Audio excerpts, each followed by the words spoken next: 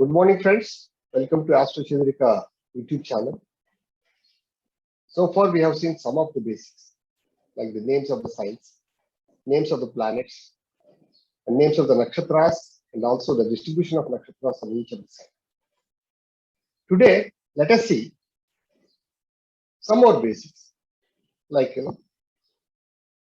the duration of each planet to traverse a particular sign. As we already know, one sign is equivalent to 30 degrees of duration. We have got 9 planets in all, starting from Sun to Rahu and Ketu. So let us see how much time each of the planet will take to traverse a sign. One sign is equivalent to 30 degrees. Sun takes 1 month to travel in a particular sign. That means one sign from starting to end, that is 30 degrees. Sun takes 30 days, that is 1 month time. That means 1 degree a day. Moon is the fastest planet. It takes 2.5 days to complete one sign. Mercury takes 1 month. Mars takes 45 days normally. But sometimes, because of its stationary motion, it takes 6 months to complete its journey in one sign. The stationary movement of Mars in a sign for 6 months is known as the Kujastambhana. Venus takes 1 month to traverse the sign. Jupiter takes 1 year. That is 30 degrees. Jupiter takes 1 year to complete. Saturn takes 2.5 years to complete a sign. That is the reason Saturn is known as the slow planet, Manda. That is, it is very slow. Then Rahu and Ketu, though they are shadowy planets under the south node and north node of Moon, they have been given a lot of importance in the delineation of horoscopes. And Rahu Ketu also take 1.5 years to travel a particular sign. And please remember, friends, that Rahu Ketu movement is always anti-clockwise direction, whereas all other planets move in the clockwise direction. Rahu and Ketu move in anti-clockwise direction in the zodiac. And also, Rahu and Ketu move exactly opposite directions. That means, if Rahu is at 1 degree, Ketu will be in the opposite side at 181 degrees. Like that, they will always be in 180 degrees difference, and they will be moving in the anti-clockwise direction. And further, please note that Mercury will always be along with the Sun only. Mercury cannot move away from Sun more than 28 degrees, either behind or forward. Okay. Then comes to Venus. Venus also will be nearby to Sun only. It will be maximum distance of 48 degrees from on either side. Now, let us see the movement of Sun in each of the signs.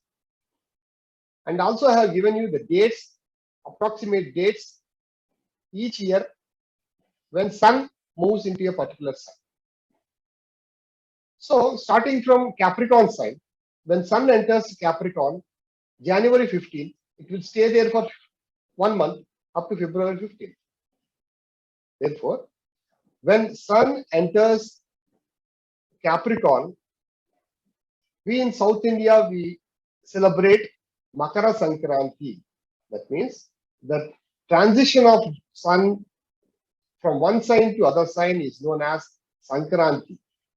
Therefore, when Sun enters Makara sign or Capricorn sign, it is Makara Sankranti, and also Sun starts moving into the northern direction.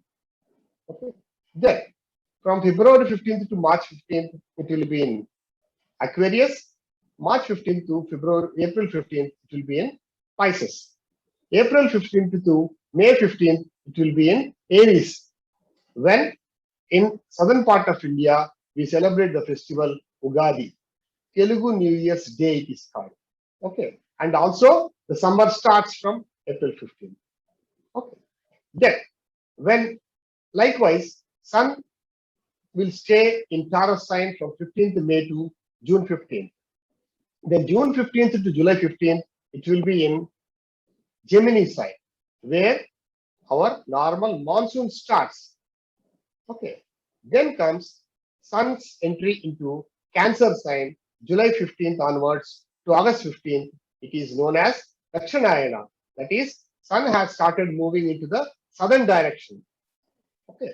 Then August 15th to September 15th, it will be in Leo. September 15th to October 15th, it will be in Virgo. October 15th to November 15th, it will be in Libra. Our winter starts, winter season. So on, Sun moves into Scorpio on November 15th and stays there up to December 15th. Then December 15th to January 15th, it will be in the sign of Sagittarius. So the every movement of Sun in a particular sign or the transition of moon into a sign is known as Sankranti, and the movement of Sun into different signs signifies different seasons. Then, in the transition in this particular zodiacal belt, all the planets have their most powerful signs where when they move into the particular sign, they will be very powerful.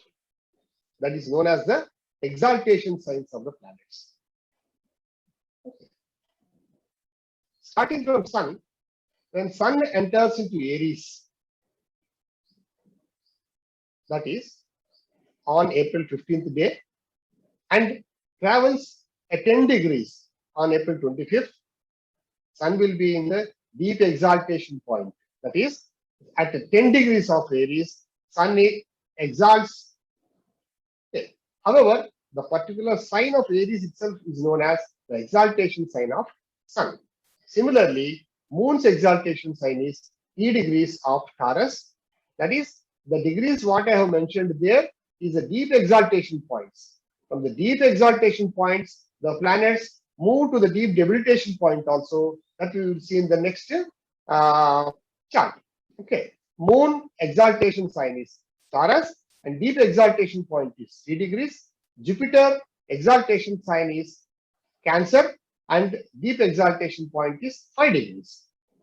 Mercury's exaltation sign and own sign is also Virgo. Mercury exalts at 15 degrees of Virgo sign.